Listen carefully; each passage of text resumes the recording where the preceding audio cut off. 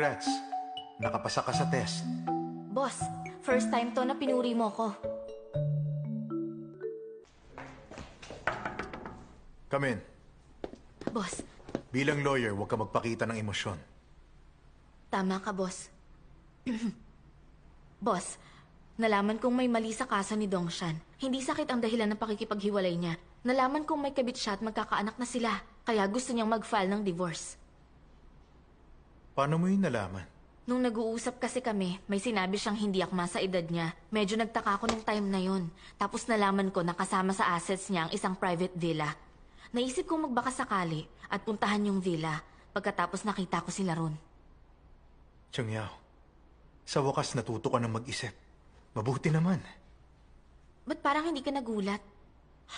Huwag mong sabihing alam mo na dati yun. Hindi sa ganon. Nagkataon lang nakilala ko si Dongshan. Nang tiningnan ko yung kasong yun, may mga pagdududa na ako. Binigyan lang kita ng chance na tuklasin ang katotohanan. Congrats, nakapasa ka sa test. Boss, first time na pinuri mo ako Kung di mo natuklasan yun, hindi ka deserving magtrabaho rito. Alam ko, dahil kung ikaw yun, mahahalata mo yun agad. Pero paano naman ako kumpara sa'yo? Ang isang baguhang abogado unti-unting natututo sa bawat kasong hinahawakan niya. Hindi bale, huwag kang mag-alala. Talagang mas gagalingan ko pa, mas mag-e-effort ako. Sisiguruhin ko. Hindi mo ako malalagpasan. Alam ko na. Dahil first time to na pinuri mo ko, anong dinner natin? Steak? Seafood ba? Pwede rin umorder ka na lang. Next time na lang. May appointment ako mamaya. Sa labas ako magdi-dinner. Okay, next time na lang natin gawin. Back to work na ako.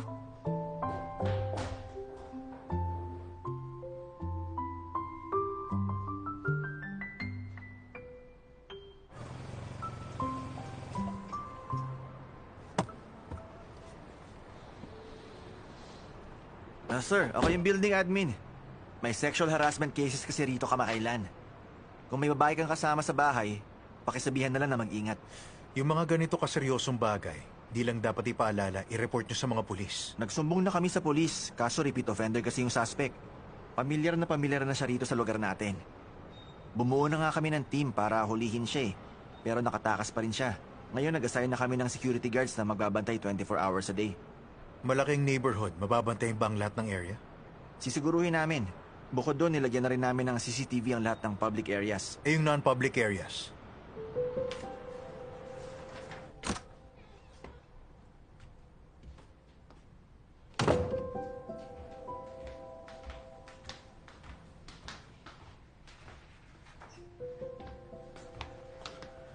Chungyao?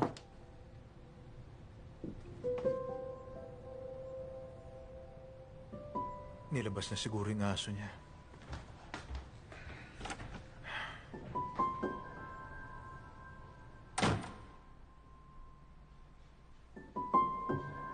May sexual harassment cases kasi rito kamakailan. Kung may babae kang kasama sa bahay, pakisabihan na lang na mag-ingat.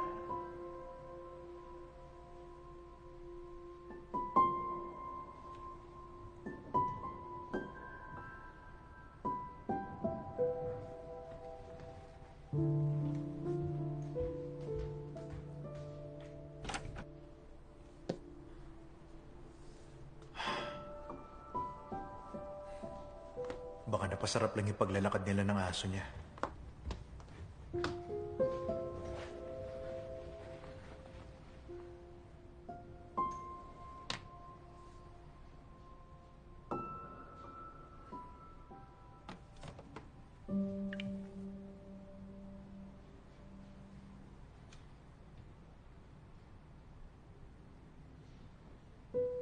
Sorry, the number you dialed is currently unavailable. Habang sabay na nangungupahan ng tauhan at boss, hindi maiiwasan ng boss ang responsibilidad kung may mangyari sa tauhan. Bilang abogado, kailangan kong alamin kung may panganib. Sa tingin ko mga 5'4" ang height niya at baka mga 80 pounds ang bigat. Mahaba ang buhok niya at maganda siya, lalo na yung mata niya. Di naman siya sobrang ganda, pero maganda. Tandaan niyo yun, ha? Ang unang makakita sa kanya, may malaking bonus. Alam mo, sir, Baka sobra lang ang pag-aalala mo sa girlfriend mo. Di ba nilabas niya lang ang aso niya? 2 hours pa lang naman eh. Baka mamaya naisip lang ng girlfriend mo magmerienda. Tama ng daldal. Hanapin nyo na siya. Chungyaw! Excited na excited ka. Siguro, inip na inip ka sa loob ng bahay. Excuse me, alam mo ba kung paano pumunta sa Building 5? Dumiretso ka doon tapos sa unang intersection, kumanan ka, makikita mo na yon. Sige, salamat. Walang anuman. Hoy, Jensen! Ba't ka kumakain ng basura? Hoy, Jensen! Oras na may mangyari sa kanya, itedemanda ko management company nyo. Boss, kunin niyo siya!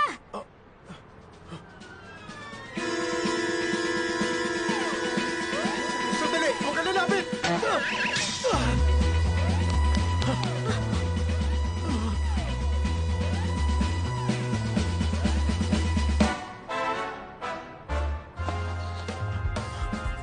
Boss, pasensya na.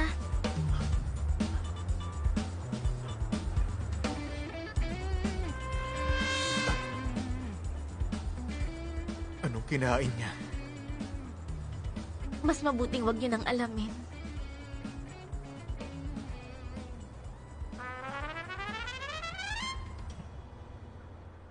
Chungyaw, bilisan mo nga! Malapit na to. Bilisan mo sabi pag nainis ako, palalayasin ko kayong dalawa ng asong yon. Boss, pinapabula ko pa eh. Alam ko nagmamadali ka, pero kung hindi ka na makapaghintay, maghugas ka na lang. Ayoko hawakan ng laway nun. Kung hindi, kanina pa sana ako naghugas. Ang baho! Ayan, okay na. Halika na. Bilis!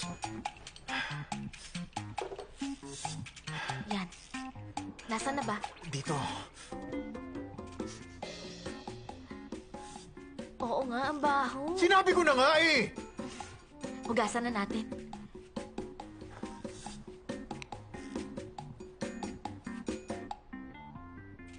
Boss. Malang pinangbili ko sa facial cleanser na to. Bira ko ang gamitin to eh. Pero pinagamit ko to sa'yo ngayon dahil ginagalang kita.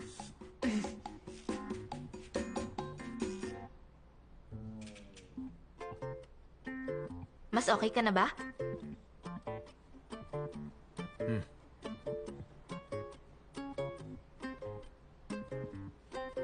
Boss, alam kong may kasalanan sa'yo si Wei Jiantian at posibleng maparusahan ako dahil dun. At may posibilidad din bukas na matanggal na lang ako sa kumpanya dahil sa kung ano. Pero boss, inaayos ko na naman eh. Hindi ko hahayaang may mangyari sa gwapo mong mukha. Dahil kung hindi, mababawasan ng isang level ang kapugian mo.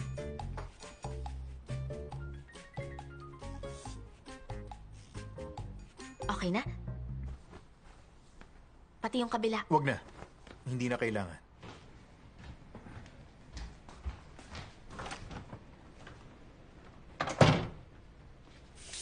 Boss, hindi mo kailangan mag-alala sa akin. Kasama ko naman si Wei Jiantian.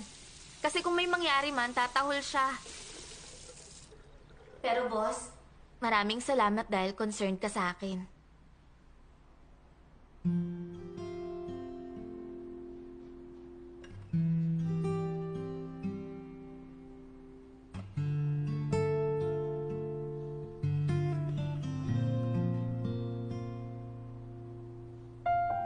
Hoy, Wei Jiantian.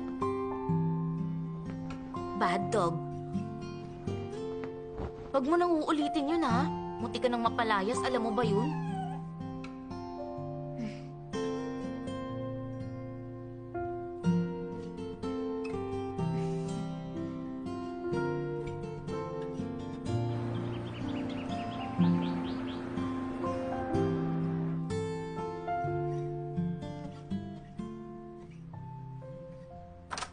Good morning, boss.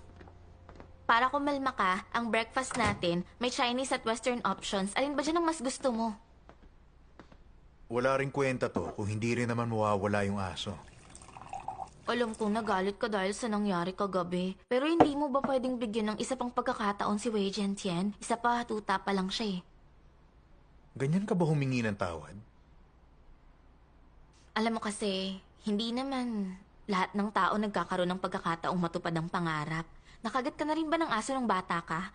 Yun ba ang dahilan kaya ka ganyan? Anong ibig mong sabihin kaya ako ganito? Boss, aalagaan ko talaga si Wei Zhenxian. Sa susunod na maulit to, tatanggapin ko na talaga ang parusa. Magluto ka ng dinner, ha? Oo naman. Mahalaga sa akin na makatulog ka ng mabuti. Kaya sisiguraduhin kong ihahanda ko ang hapunan mo. Boss, sa sweldo na pala ako mamaya. Bilang peace offering, pwede ba kitang ilibre? Kakasya ba yun sa sahod mo? Ang totoo, medyo kakapusin na ako pag nanlibre pa ako. Gusto mo bang bigyan kita ng bonus? Totoo ba? Wow, nakaka-touch naman ang kabaitan mo, boss. Tumingin ka na lang sa bank account mo nang matauhan ka.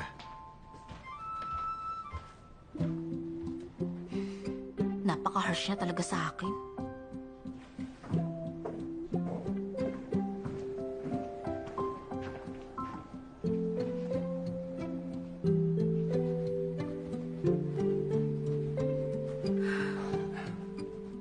Ang ganda ng view sa labas, ha? Bakit dito mo ako sinama?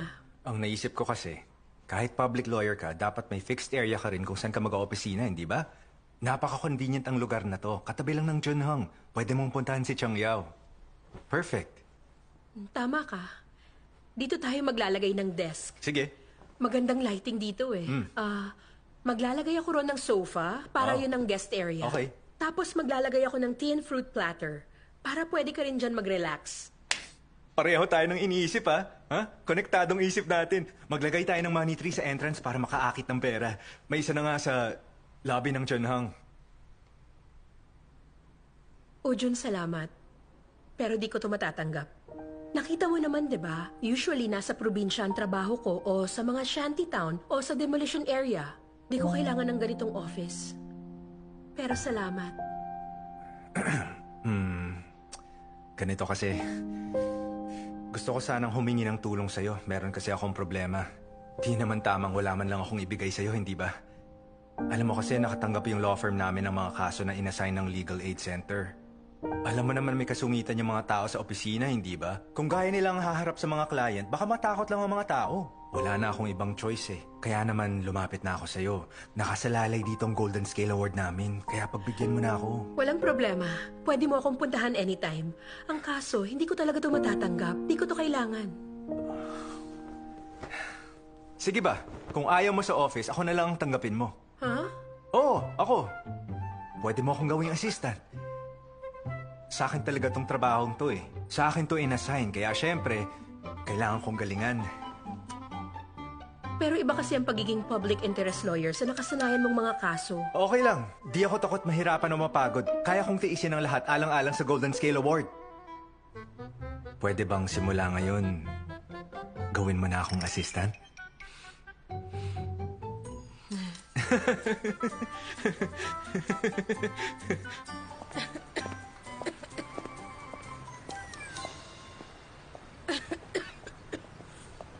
Mrs. Zhang, Attorney Chang, buti bumalik ka na. Tungkol sa kaso ng asawa ko. sa loob po tayo. Halika kayo. Sige. Sige, tuloy po kayo.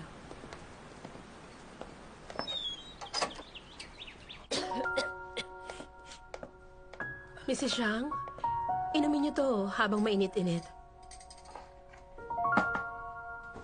Yung tirahan niyo kasi, laging madilim at malamig. Mabilis lang na magkasipon sa ganong lugar. Alagaan niyo po ang kalusugan niyo. Naipasa ko na sa korte yung mga dokumentong may kinalaman sa work injury ng asawa niyo. Sa susunod na buwan na raw ang hearing nun. Maayos ng lahat. Huwag kayong mag-alala. Ang pinakamahalaga ngayon ay alagaan yung kalusugan niyo.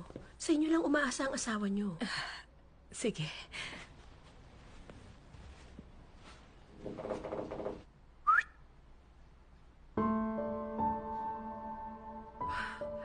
Mrs. Zhang, lalabas lang ako sandali. Pakihintay niyo lang ako, babalik din ako agad. Walang problema, attorney. Halika.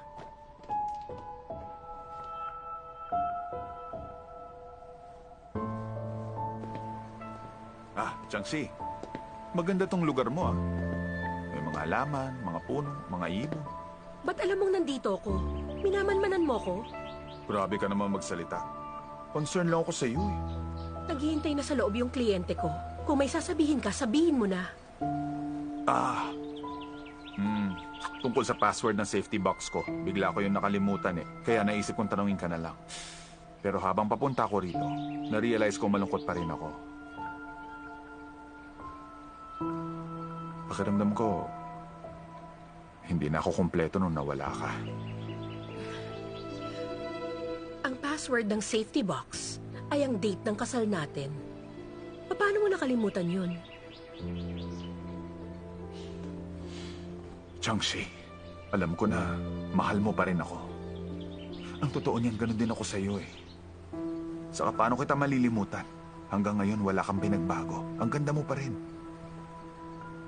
Kung hindi mo ako makalimutan, bakit nakalimutan mo yata na...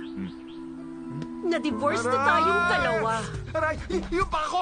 Teka, sandali lang! Attorney Chang, tapos ka na ba? Nakalimutan ko meron pa pala akong kailangan gawin. Go, bilis! Palalagpasin ko to. Next time tatawag na ako ng pulis.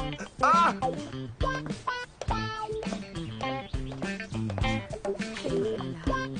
Aray ko! Pa ako! Sama niya talaga. Para kasing may mali kaya, sinadya ko kayong istorbohin. Attorney Chang, ayos ka lang ba? Ayos lang po. Maupo ulit kayo ron. Oo, sige.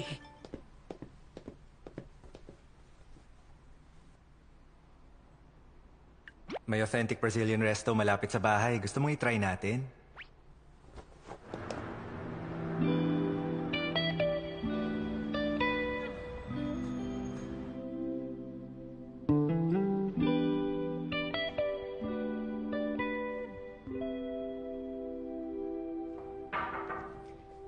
Boss? Boss, inayos ko na ang info sa Dongshan case. Pakicheck na lang kung may kailangan kang ayusin. Chungyao, huwag mo nang ituloy ang Dongshan case. Pero bakit? Meron ba akong nagawang hindi tama? Sabihin mo naman. Wala. Magaling ka nga eh. Wala kang kasalanan. Eh, anong nangyari? Umatras ba si Dongshan?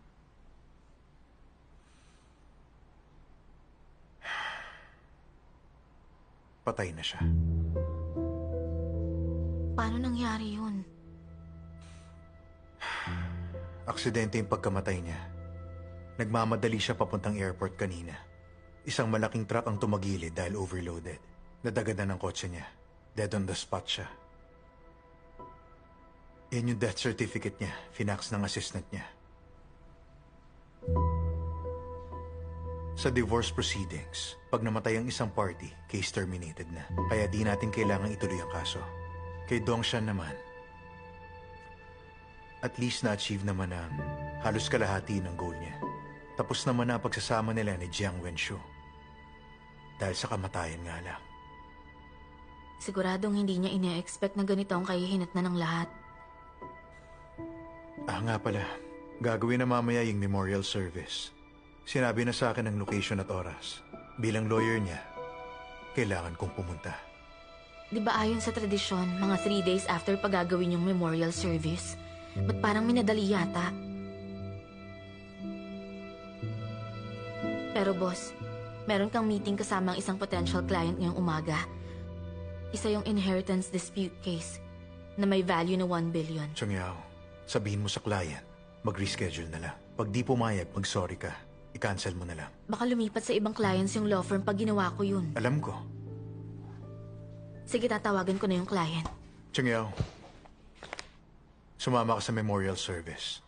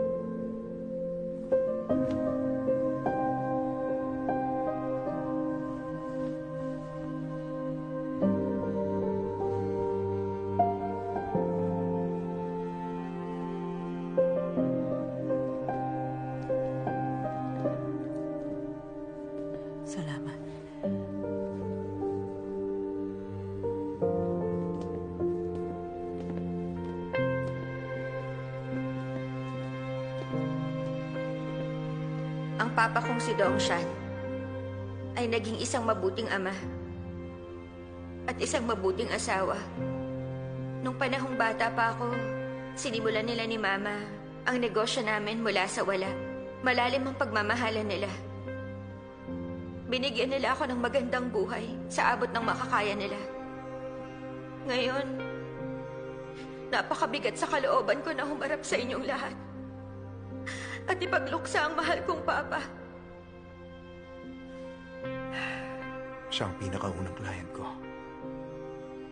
Noong panahon na yun, isa pa lang akong bata at baguhang abogado. Walang karanasan o pangalan. Pero si Dongshan, nagtiwala siya sa akin.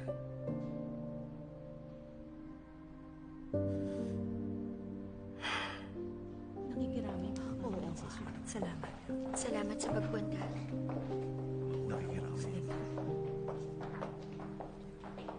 Attorney Chen, salamat na nakarating ka sa memorial service ni Papa. Kliyente ko si Mr. Dong. Tungkulin ko to. Attorney Chen, kung okay lang, gusto ko sanang makausap pa kayo ng kaunti. Walang problema. Mabuti. Salamat. Min, iwan mo muna kami. Meron lang akong i-discuss sa mga abogado. Sumunod ka na lang. Sige na. Apo.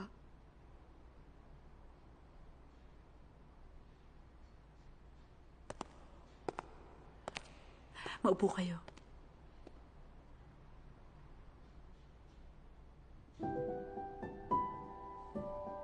May mga bagay na matagal ko nang kinikimkim sa loob ko.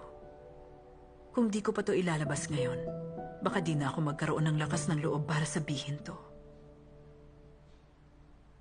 Mula nung panahong nakilala ko si Dong, hanggang sa ikasal kami at ipinanganak ko na si Min, puno ng problema ang pagsasama namin. Dati, magandang buhay pinansyal ng pamilya ko. Pero si Dong talagang walang-wala siya. Wala kaming basbas ng mga magulang namin. At nagpakasal kami na may matinding pressure. Ikinasal kami na walang anumang basbas ng mga nakatatanda. Palihim akong lumayas sa amin para lang magpakasal sa kanya. Wala akong dinalang pera o kahit na ano. Kaya talagang nagsimula kami sa wala. Talagang nagsikap kami hanggang sa panahong to. Alam kong gusto ni Dong na makipag-divorce sa akin. Para akong binagsakan ng langit. Ganun pa man, malinaw sa puso ko na ang relasyon namin ni Dong na tumagal ng ilang dekada ay nagtagumpay din hanggang sa huli. Lahat ng problema ay nalagpasan naming dalawa. Kaya ang relasyong to ay di magwawakas. Hindi ko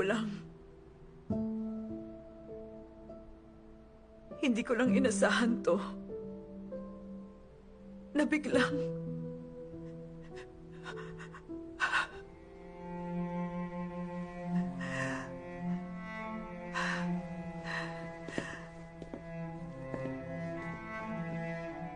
Attorney, maliban sa akin at kay Min, at ilang tao sa kumpanya, wala nang nakakaalam tungkol sa divorce proceedings. Hindi nila alam ang tungkol doon. Kaya, gusto ko sanang hilingin sa inyong dalawa na ilihim niyo na rin ang tungkol dito. Wala na ngayon si Dong. Pwede bang iwanan niyo ng kahit kaunting dignidad ang pamilya namin? Pwede ba? Lahat ng clients ko meron kaming confidentiality agreement. Kahit hindi na valid ang service appointment, permanente na ang epekto ng confidentiality agreement, kaya huwag kayong mag-alala. Okay. Mabuti. Salamat. Salamat.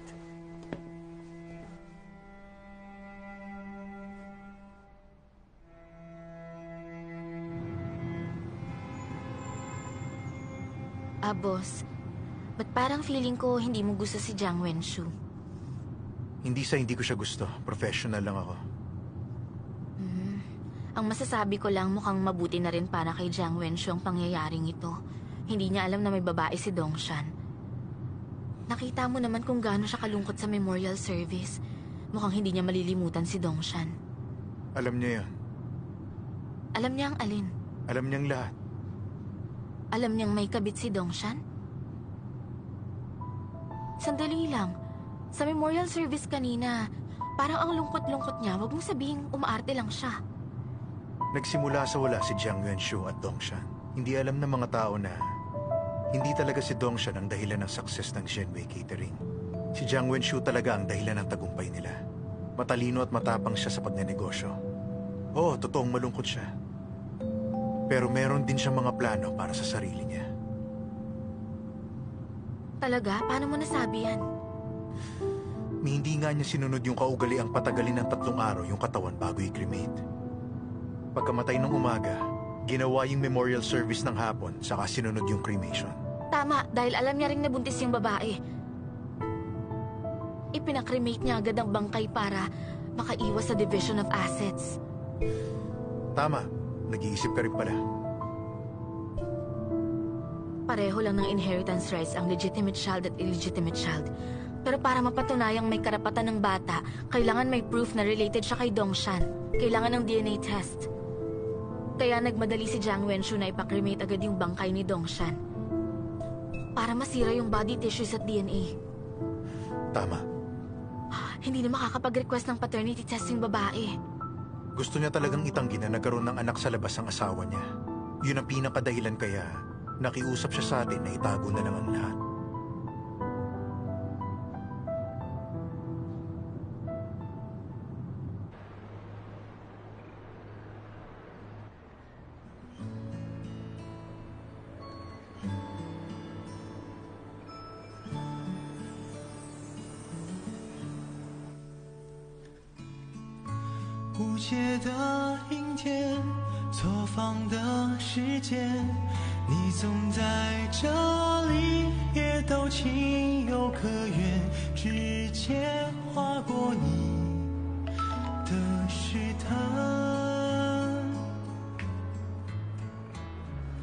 Nabasa mo na yung sinend ko?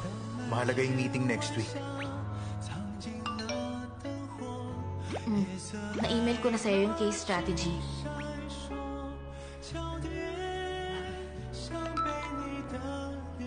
Di mo ba ilalabas si Wei Jianchen? Nailakad ko na siya after dinner.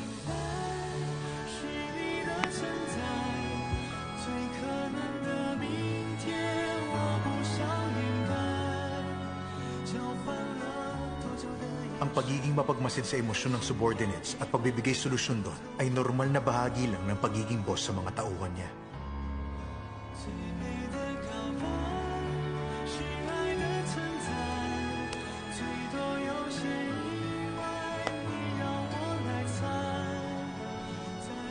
Wei Jiantian, sa tingin mo ba ang pag-aasawa laging nagiging parang laro ng chess?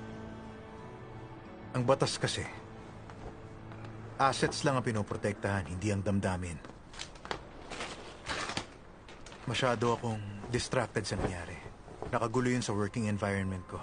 Kaya sana okay ka lang. Oo. Namomroblema ka ba tungkol sa tinanong mo sa aso? Kala ko malalim ng pag-unawa mo ngayong family lawyer ka na.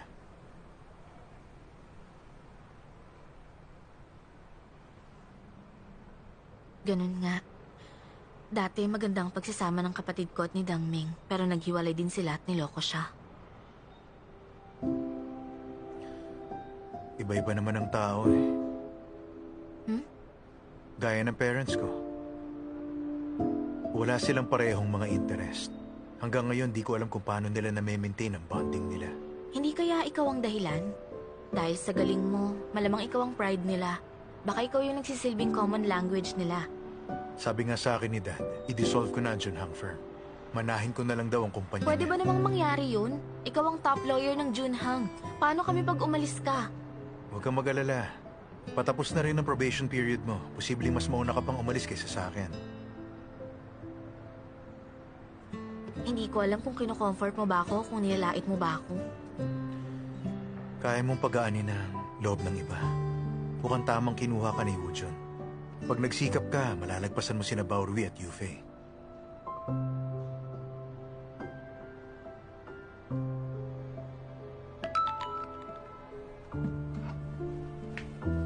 Attorney Chang, pwede ba tayong mag-schedule ng meeting matapos naming maayos ang libing ni Papa? Boss, gusto raw ni Dongmin na makipagkita. Sige, record mo.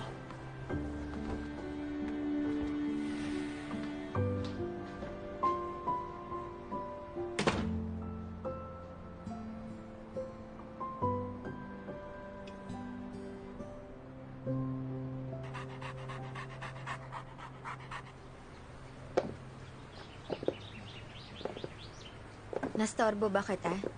Dahil sa hiniling kong makipag-meet? Hindi naman, okay lang. Kumusta ang mama mo? Okay lang ba siya? Nagpapanggap siyang okay kahit na hindi. Ayaw niya lang sigurong ipakita. Pero dahil sa ginagawa niya, lalo ko nararamdaman na wala akong silbi. Wala na yung namatay.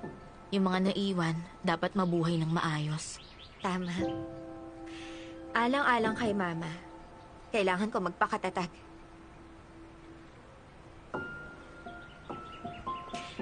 Mga 2 weeks ago lang, nagkita kami ni Chen Hang.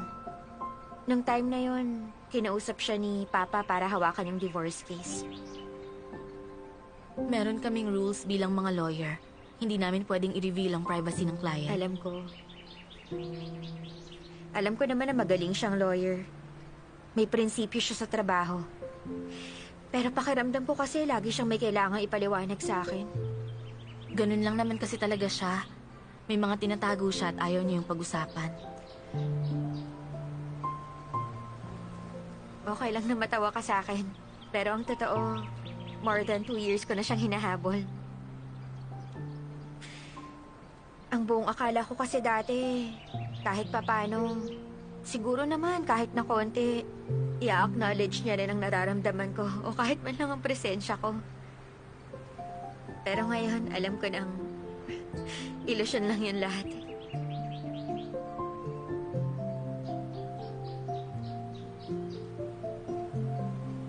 Nakakainggit ka. Paano kasi, kahit na napaka-aloof niya, talagang pinadala niya ako ng message na makikipagkita ako sa'yo. Sabi niya, wag daw kitang guluhin. Ano bang charmang meron ka? Kaya nagkagusto siya sa'yo. Naku, wala. Hindi totoo yun. Masyadong prangka si boss kaya minsan nakakasakit siya ng hindi sinasadya. Huwag mo na lang siyang pansinin. Binibiro lang kita. Best wishes sa inyo.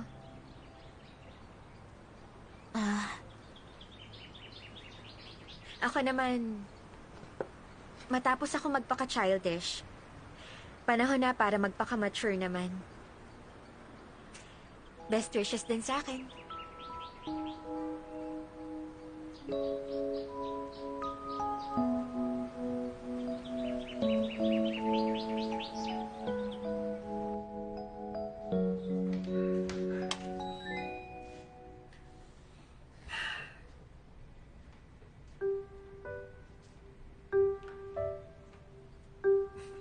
Diyan ka lang. Binabalaan kita.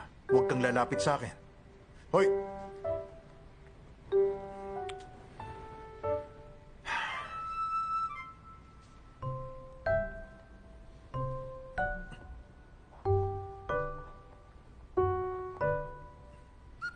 Diyan ka lang.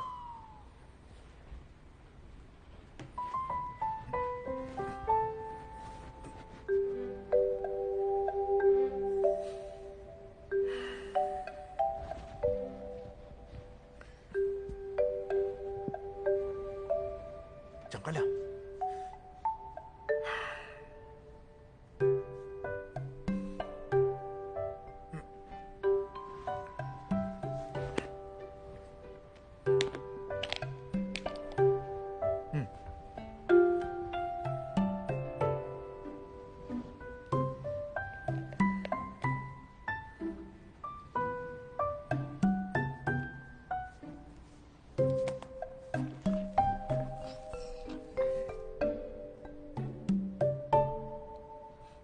Pumikit ka nga. Nakakainis talaga. Bakit parang kamukha niya si Chung Yao?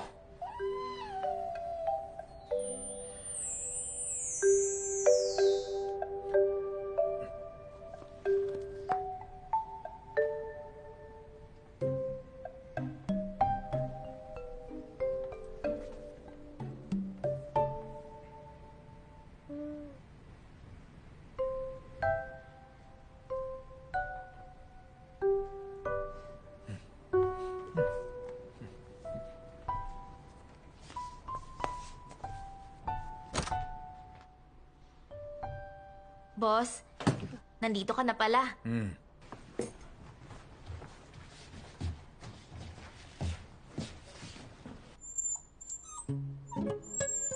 Ba't naka-IMAS si Wei Jianxian?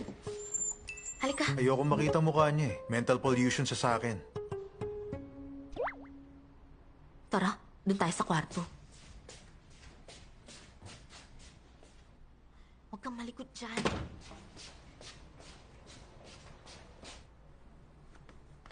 Meron bang pinapasabi si Dongmin?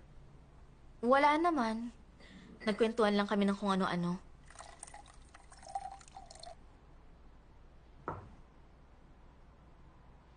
Nga pala, boss. Kung ayaw mo kay Dongmin, diretsuin mo siya. Mabuti yan para sa kanya.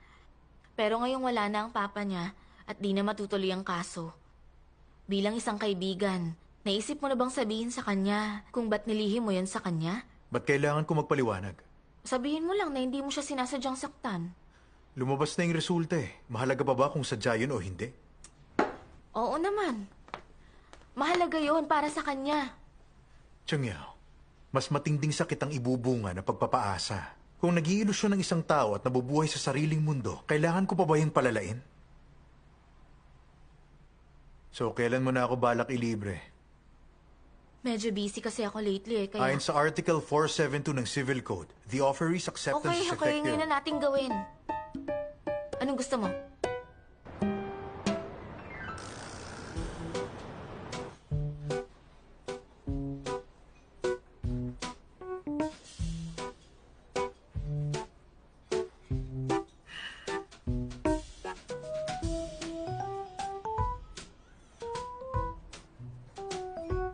Lumipat na lang kaya tayo ng restaurant. Ito na yung pinaka-affordable pero masarap na restaurant na alam ko. Saan pa tayo lilipat? Ginamit ko na yung salitang affordable dahil iniisip ko yung budget mo. Ang hirap namang magpaalaga sa taong to. Bilisan mo na. Ikaw nang maunang umorder. Ito kaya. Ito lahat. Ito lahat. Tapos tigda dalawa bawat isa. Okay, sir. At teka, kaya mo umusin yun? I-take out yung tira.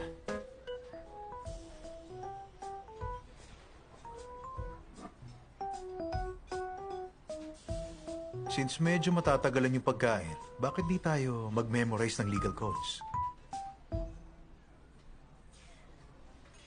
O kaya mag-usap tayo tungkol sa buhay? Tungkol saan? Bakit law ang pinili mong pag-aralan? May pananalig ka ba sa batas? Nagkamali kasi ako. Nagkamali ka? Nung gabi bago ako mag-apply para sa college, napuyat ako sa pag-games. Kala ko French ang na-applyan ko. Nalaman kong law pala yung nakuha ko nung mag-register na ako. Mahilig ako sa French art films kaya gusto kong matuto ng French. Ngayon na-realize ko na di ko pala kayang mag-major sa French. Pero bakit? Dahil kulang ang opportunities para sa French? Hindi. Dahil sa dami na nang napanood kong French films, halos natuto na rin ako magsalita ng French. Pasado ako sa C2 kahit konti ang pinag-aralan ko at kaya ko na mag-French. Wow. Saka naging mas practical ako nung nag-aral ako ng law. Para sa akin, napaka-interesting ng pagiging lawyer at pagsosolve ng mga problema. Parang happy accident siya. Alam mo kasi, pag bata pa tayo, di pa malinaw ang isip natin. Nung pumipili ako ng course, hindi ko pa alam nun na matalino pala ako.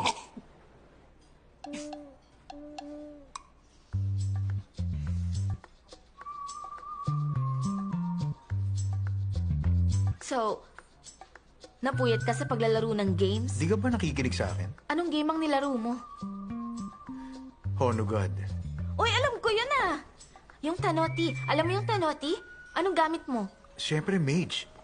Talaga, mahirap yun ah. Mahirap talaga. Kaya mas magandang manalo gamit ang mage. Sa unang stages, kailangan mong mag-solo. Kahit gaano kagandang gamit mo, pwede kang matalo. Pero sa huli, isang effect attack lang, pwede kang maging god. Pati pala sa games, competitive ka. Iilan lang yung kilala kong kayang manalo rin gamit ang mage. Ikaw ang best gamer sa lahat ng lawyers at best lawyer sa lahat ng gamers. Nga pala, ang gaganda rin ng kanta ron eh. Nag-customize nga ako ng album. Yan, alam mo ba kung anong genre yan? Death metal, di ba? Ang galing! Mukhang meant to be talaga akong maging assistant mo ah. Uminom tayo. Teka, kung talagang gusto mo yon, meron akong mga vinyl records nun sa villa. Iyon na lang. Pero wala naman akong matinong record player eh. Masasayang lang yun. Pero kung gusto mo naman, hindi masasayang yun. Hindi ko ina-expect na kaya mo rin palang maging mabait minsan.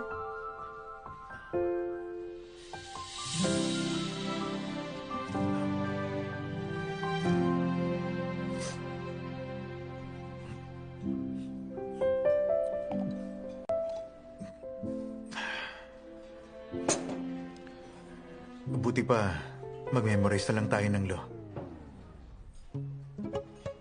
Yan ang pagkain. 不用够了描述什么，我用肌肤量滚它，不用手掌比什么翅膀，我有辛酸学飞翔，哒哒哒哒哒，时间不会说话。可是我心底的美好，想和你抵达，哒哒哒哒哒，随命运来甩打，让永恒来回答。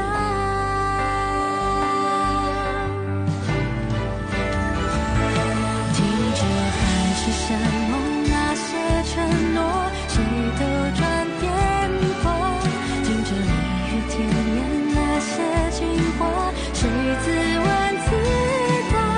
我迎着你，世界从不停说场笑话，谁让我偏偏有本领做你的童话？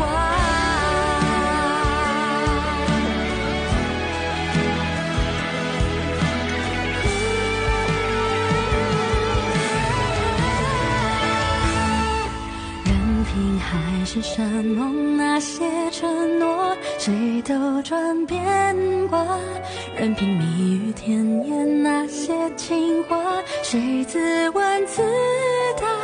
我走向你，任世界不停说玩笑话，算什么？我就说爱你呀，或许无条件的相信野草，奇迹。